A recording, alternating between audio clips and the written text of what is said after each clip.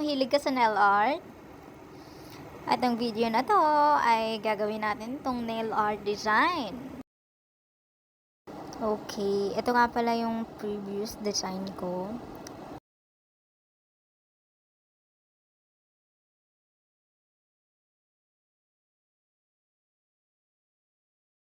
At tatanggalin ko lang yung gel polish gamit itong e-file.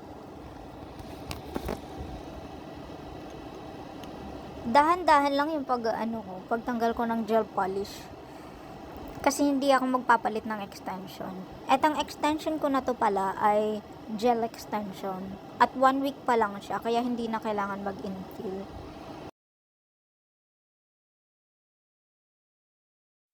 Change design lang talaga. Alam nyo ba na napakahirap pag non-dominant hand? Pero carry!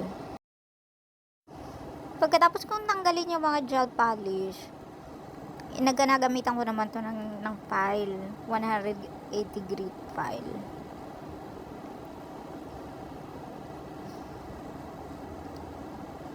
Para mas smooth yung kanyang surface. Surface?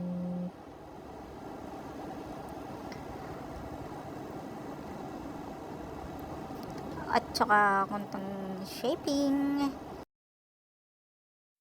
Pagkatapos nyan, ibaback ko naman yan ng buffer.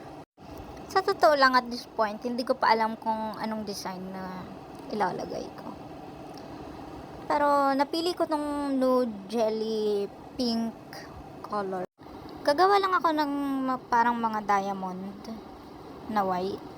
Tapos lalagyan ko ng rhinestone in between. Parang maganda yun. Yan, ganyan. Ang cute. Tapos yung ibang kuko naman, yung base ko ay white. Tapos ombre na glitters or ombre na jelly nude. Yung paglalagay ko ng rhinestone ay minsan random. Wala talaga siyang pattern. Kung ano lang gusto ko. Ito naman sa gitnang daliri ko ay gagamit ako nitong yun nga, yung malalaking rhinestone. Oh, shala.